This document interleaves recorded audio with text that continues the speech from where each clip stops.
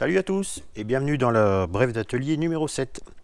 Alors pour commencer, j'ai voulu revenir rapidement sur la petite vidéo que j'avais fait sur la pinule de centrage, ou notamment sur son utilisation. Et suite à cette vidéo, j'avais eu une remarque tout à fait pertinente de Volkswagen, si je ne dis pas de bêtises, donc je le salue, qui me faisait remarquer que c'était un peu dommage de prendre une pinule de centrage dans un mandrin. Ce qui est tout à fait juste. On privilégiera toujours le mandrin porte-pince, par exemple, comme celui-ci. Le mien est un ER32, pour avoir une bonne concentricité, bien sûr. Et il a remarqué que j'utilisais un mandrin, donc j'allais dire celui que j'utilise pratiquement le plus souvent. Il se trouve que ce mandrin-là faisait partie d'un lot que j'avais eu chez un professionnel qui cessait son activité. Donc c'est pour ça que j'ai ce type de mandrin aussi, parce que c'est des trucs qui valent quand même une petite fortune, neuf. Et voilà. Donc c'est un mandrin de marque WTE. Alors si je dis pas de bêtises, je crois que ça doit être de fabrication germanique, il me semble. Et donc en fait c'est un mandrin porte-forêt de précision CNC. Alors c'est des mandrins qui vont avoir une concentricité sur le corps en lui-même du mandrin de l'ordre de 20 ou 25 microns, je crois. Donc c'est quand même relativement super précis. C'est des mandrins qui vont encaisser des vitesses de rotation de 25 000 tours sur les machines CNC, bien sûr, pas sur nos vieilles bestioles. Et puis voilà, donc on a un serrage ici qui se fait avec une empreinte BTR. Donc c'est ça aussi, moi, que j'aime bien dans ce mandrin, c'est la rapidité de serrage, de desserrage et la force de serrage. Il y a un couple de serrage qui est assez énorme par rapport à un mandrin auto-serrant ou par exemple. Et puis l'avantage aussi de ce type de mandrin, c'est que peu importe le sens de rotation, vous n'avez rien qui se dessert, il n'y a aucun risque, aussi bien à droite qu'à gauche, pas de problème. Donc voilà pour la petite anecdote. J'ai aussi ici son petit frère. Donc, alors celui-ci doit aller jusqu'à 8 mm. Voilà. Et puis celui-ci, j'allais dire plus classiquement, 13 mm. Donc c'est vraiment quelque chose de moi j'aime beaucoup utiliser ce mandrin. Je vous dis déjà par la simplicité. Et puis la force de serrage, il m'arrive aussi de travailler avec des petites fraises. Hein, bien sûr, je ne vais pas faire de l'ébauche avec ça, on est d'accord. Donc voilà pour la petite parenthèse sur le mandrin avec lequel j'avais utilisé cette fameuse pinule. Voilà. Donc ensuite, je vais vous parler, alors certains d'entre vous connaissent certainement, cette petite calculatrice bien pratique, puisque, alors elle a bien sûr toutes les fonctions de base, enfin même déjà assez évoluées d'une calculatrice, mais le gros avantage de celle-ci, c'est qu'on va retrouver tout un tas de fonctions dédiées vraiment à l'usinage, au filetage. On pourra voir aussi qu'on peut calculer des emplacements pour justement les trous sur une répartition, enfin la répartition de trous, pardon, sur un diamètre donné. Donc si vous n'avez pas de visu, ça peut être super pratique. Ça va vous donner vos différentes cotes sur l'axe X et Y. Donc très bien. Et puis voilà, donc on va faire le tour un peu rapidement. Donc elle a son petit capot de protection, ça mange pas de pain, voilà, elle est quand même bien protégée. On peut la voir à côté de la machine sans problème. Voilà, elle est bien dans l'atelier. Donc je vais vous rapprocher un peu et puis on va regarder un petit peu les principales fonctions. Je ne vais pas faire tout parce qu'il y en aurait pour un certain temps. Et puis il y a des notices en français qui sont super bien faites. Vous trouverez très facilement. Je ne sais plus si c'est livré avec, enfin de toute façon il y a un site, ou même sur le site de Tello, je crois que vous avez si je retrouve, je vous mettrai le lien de la notice précise. Donc je vous rapproche et on regarde ça. Alors nous y voilà. Donc ici, alors c'est pas évident non plus, parce que alors, si on se met trop près, ça déforme toute là, déjà la calculatrice, on voit qu'elle a pris un peu d'embonpoint, on dirait. Enfin, on y voit, c'est déjà le principal. Donc je vous disais, oui, donc les fonctions principales, je ne vais pas revenir là-dessus, bien sûr. Tous les différents calculs, les racines carrées, tout ce qui s'ensuit, les pourcentages. Vous allez pouvoir, avec ces petites touches-là, aussi additionner différentes valeurs. Par exemple, vous mettez 1 mètre, plus 48 mm par exemple, et puis voilà. Donc ça vous convertit automatiquement les valeurs.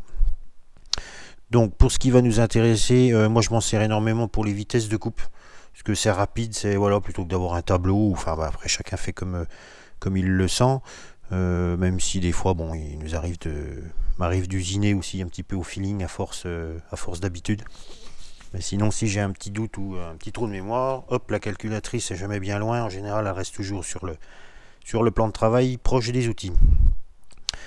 Donc on va prendre un exemple. Tout ce qu'il y a de plus simple. On va imaginer qu'on a, on veut faire un trou avec un forêt de 10 par exemple. Donc on va venir rentrer le diamètre de notre outil ou de notre forêt. Donc 10. Donc on a le bouton ici diamètre. Voilà. Diamètre. Je sais pas si ça brille. Voilà. Diamètre 10. Ensuite, la vitesse de coupe de notre matériau, bien sûr. C'est bien de la connaître.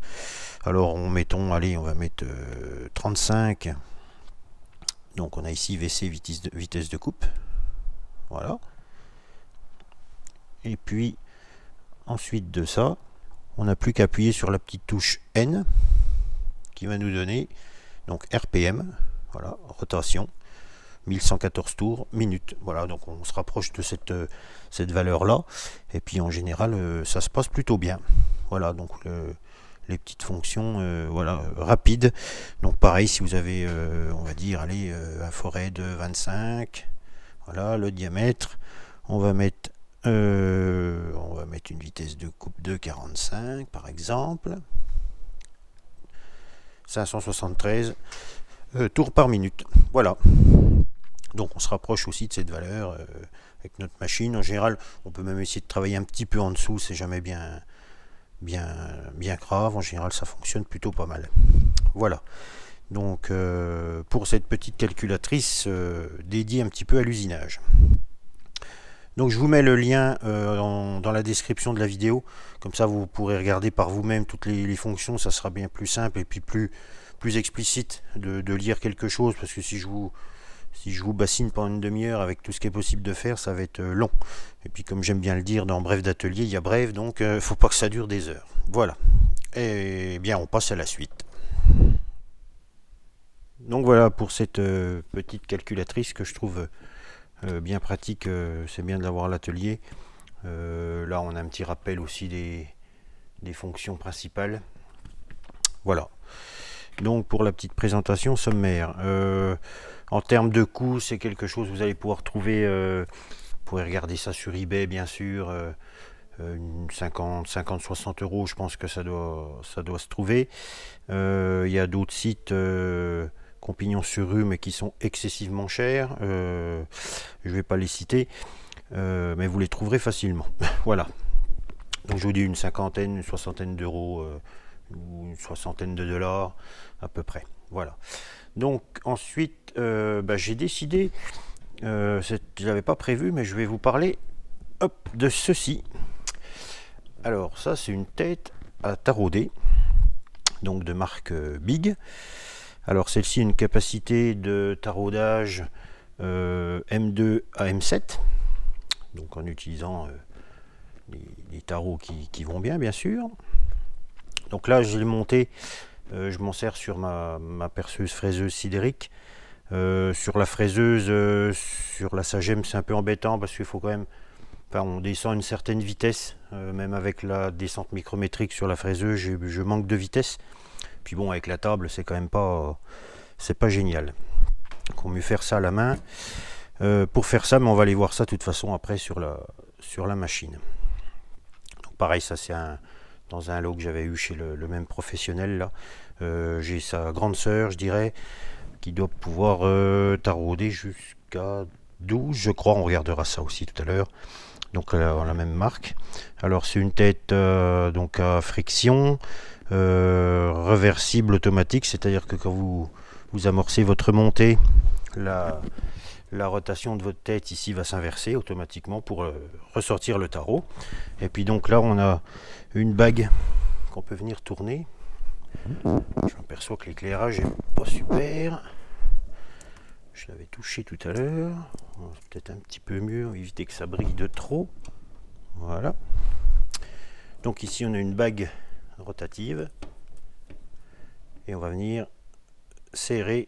Donc en fait c'est le couple justement de friction de la tête qui va servir au débrayage quand on va vouloir remonter, ou si le tarot vient à forcer, voilà, pour pas tout casser. Donc pour la fixation du tarot, rien de bien compliqué. On a ici, alors il faut 2 clés, on voit qu'on a 2 méplats. Voilà, alors ça marche avec des petites pinces comme ça. Donc là c'est celle de la marque Big. On en trouve aussi avec la marque Ruberflex. J'en ai pour la grosse, là j'en ai pas trouvé pour celle-ci. Enfin, ça reste plus ou moins standard, mais voilà. Donc là celle-ci va de 4,5 à 6,5.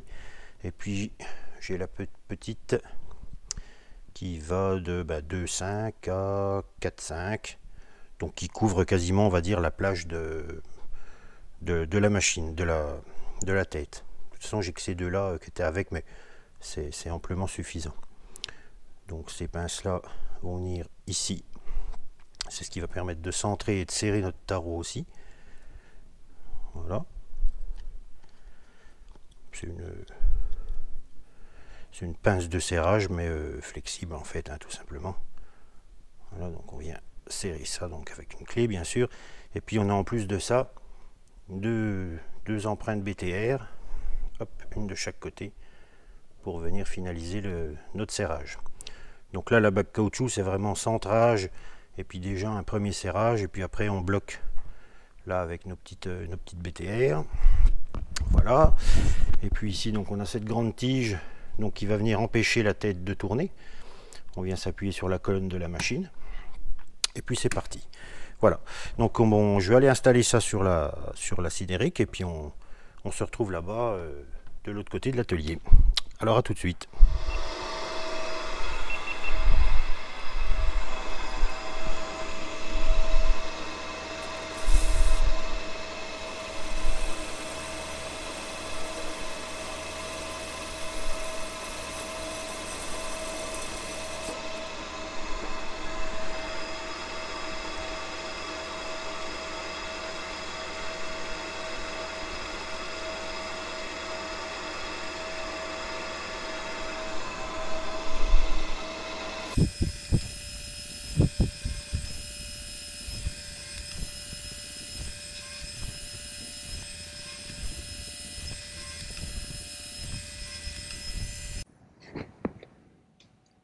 Donc voilà, j'ai placé la tête sur la sidérique. Voilà, donc la petite tige qui vient en appui sur la colonne pour que cette partie-là reste bien fixe. Voilà. Donc on va voir ça tout de suite. Alors là, bon, j'ai pas beaucoup d'épaisseur. Là, vous avez vu que j'ai fait une série de trous rapidement. Ce genre de tête, c'est bien. Vous voyez, quand vous avez des séries comme ça, vous gagnez énormément de temps et puis de facilité. Donc on va regarder ça tout de suite, le fonctionnement. Alors c'est parti, je vais mettre la machine en route. Là j'ai mis 410 tours à peu près, sachant, je crois que ça doit être un peu plus de 1000 tours maximum sur cette tête là. Je sais que sur la grosse que je vais vous montrer tout à l'heure, c'est 1000 tours. On va pas s'affoler, j'ai essayé, ça va plutôt bien. Voilà. Donc on se sert de la descente quand même rapide. Et puis alors je vais essayer de vous rapprocher quand même. Voilà, un peu plus proche. On va peut-être pouvoir observer le travail du tarot un petit peu mieux. Donc c'est parti. On met en route. On peut mettre... Je ne vais pas trop en mettre que vous puissiez quand même voir le travail du tarot. Alors on descend. On remonte, ça s'inverse. Et voilà, et le taraudage est complété. Alors on peut se déplacer comme ça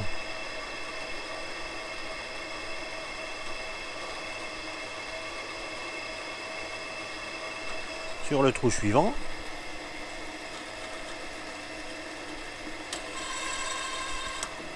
Toc. Vous voyez que c'est quand même relativement rapide.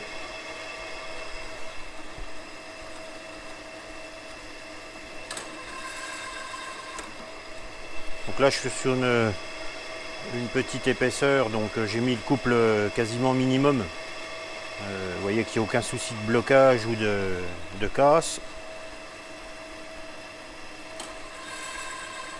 Là je suis sur un tube carré de 3 mm je crois.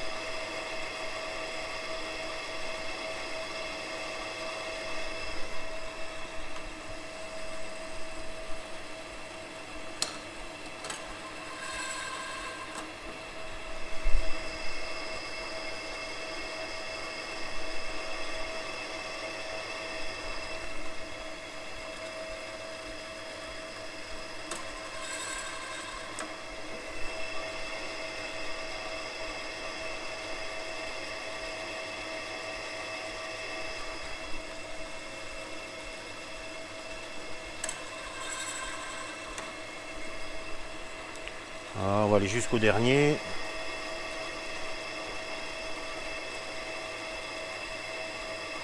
Voilà. On descend gentiment. Et puis là c'est la marche arrière, donc c'est le ressort de la machine qui remonte tout seul le tarot. Donc voilà, vous voyez qu'on a quand même une simplicité, une rapidité de travail. Quand on a des séries comme ça à faire, c'est quand même super pratique. Voilà, c'est sûr que pour un seul taraudage, ça vaut pas vraiment le coup. Donc voilà, donc on peut voir, là on fait un essai, on peut voir que le taraudage est parfaitement réalisé, il n'y a pas de souci. Voilà, ça fonctionne. Donc on gagne beaucoup de temps. Donc ça fonctionne bien, voilà, on gagne énormément de temps sur des séries. Donc voilà pour la petite présentation de la machine. Je vais essayer de vous montrer la plus grosse. On va peut-être retourner sur le plan de travail, ça sera plus simple. Et voilà, donc on se retrouve tout de suite là-bas. Donc voilà pour l'utilisation de la tête à tarauder. Il existe d'autres marques où le système est exactement pratiquement le même. Vous avez Tapmatic, là c'est la marque Big, celle-ci, qui reste sur le même principe avec une bague ici de réglage. Et puis voilà, suivant la taille de tarot qui sont acceptés, bien sûr la tête sera plus ou moins grosse. Voilà, voilà. Donc je vous l'ai montré depuis tout à l'heure sa grande sœur, comme je dis. Voilà, donc c'est juste une histoire de taille, hein. Le principe reste exactement le même. Voilà, on voit que la tête porte-pince est plus imposante. Celle-ci doit pouvoir accueillir des tarots de M12, si je dis pas de bêtises. Voilà, et puis donc même principe de réglage, hein, la bague. Plus on vient serrer, plus la friction sera dure. Voilà. Pour ce qui est tête à tarauder, que je voulais vous montrer depuis un petit moment, et puis j'avais jamais trouvé un petit peu le temps, donc voilà, comme ça c'est fait. Voilà. Je vais regarder, là je vais couper pour ce soir, je vais regarder au niveau montage où j'en suis, que ce soit pas trop long du coup. Et puis sinon j'aurai j'aurai encore une petite série de forêts là que j'ai réceptionné il n'y a pas longtemps, que je vais vous présenter. Et puis sinon je vous reprendrai, et puis il sera le temps que je vous dise au revoir. Voilà, donc je vous dis à tout de suite pour la suite ou la fin. Voilà, surprise.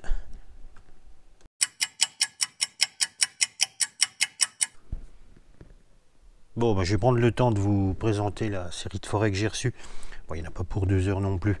Donc voilà. Hop. Alors, il y a tout un lot. Et on a déjà de quoi faire. Ils sont encore dans leur... on a encore la résine dessus de protection sur tous. Voilà.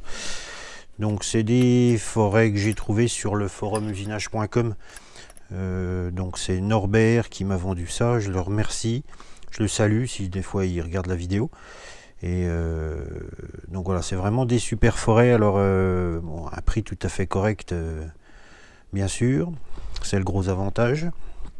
Donc c'est des forêts de marque Olex, donc c'est quand même quelque chose de réputé dans le forêt, on va dire. Voilà, donc un revêtement nitrure de titane. Il n'y a pas que la résine hein, qui est jaune, hein, vous voyez là, il n'y en a pas, et puis on voit le jaune, le doré. Donc le nitrure de titane, donc c'est un traitement de surface, hein, c'est pas cœur du forêt bien sûr, et c'est un traitement qui va surtout permettre enfin, de réduire la friction lors du perçage. Donc il est important aussi de bien lubrifier quand on utilise ce genre de forêt traitée. Et on voit vraiment une nette différence par rapport à un forêt qui ne l'est pas. Voilà pour le petit détail. Donc c'est des... Voilà, alors j'ai toute une série du coup avec toutes des tailles un petit peu, je vais pas dire exotiques, mais 6,2, 6,3, 8,1, 10,25, 5,2, voilà, enfin je les fais pas tous là, je les ai un petit peu sous les yeux, 10,80, un 5, un 8, un 9, voilà, on a une petite série aussi avec en petit diamètre, donc voilà. Donc ceux-ci n'ont pas de résine, mais ouais, on voit bien le traitement. Alors, il ne va pas jusqu'au bout, bien sûr, donc vous comprendrez bien que c'est complètement inutile. On peut en trouver qui sont traités entièrement. Après, ça va être un surcoût à l'achat, et puis l'utilité est vraiment plus que douteuse, je dirais. Voilà, pas vraiment une grande utilité. Et puis, il m'a mis avec 2 petits forêts à centrer. Voilà, donc je le remercie pour ce petit plus, c'est toujours ça. Pareil, de même marque, voilà, avec un traitement nitrure de titane également. Donc Norbert, merci à toi. Le colis était là, vous l'avez tel que, mais je crois que j'ai dû passer un bon quart d'heure à défaire l'emballage. Tous les forêts étaient encore dans de la espèce de mousse là, donc c'était vraiment super bien emballé, ça n'allait pas bouger. Bon, il faut dire qu'il y a quand même un certain poids, hein, il doit y avoir une quarantaine de pièces, je crois. Le plus gros étant 12,5 ou 13, je crois, voilà, donc ça fait quand même déjà un petit peu de poids. Donc voilà, donc il me tarde de les essayer encore, je les ai encore pas utilisés. Moi j'utilise, alors ceux que j'ai ont un traitement cobalt qui va bien pour l'inox également. Donc voilà, mais j'utiliserai ça bientôt et puis je vous redonnerai des nouvelles d'ici pas tard. Voilà. Donc, eh ben, il est temps pour moi de vous dire au revoir, encore une fois de plus, de vraiment vous dire un grand merci à tous les abonnés. Là, ce coup-là, le cap des 1000 se rapproche quand même plus rapidement que j'y pensais. Là, je pensais y être peut-être pas avant Noël, mais je me dis que ça sera certainement avant. Alors, je suis toujours en train de regarder ce que je vais faire, genre de petits concours de tirage au sort pour les abonnés. Donc voilà, n'hésitez pas à partager la page si vous voulez, bien au contraire. Donc voilà, donc je vous dis à très vite pour la prochaine vidéo, à très bientôt, merci et au revoir.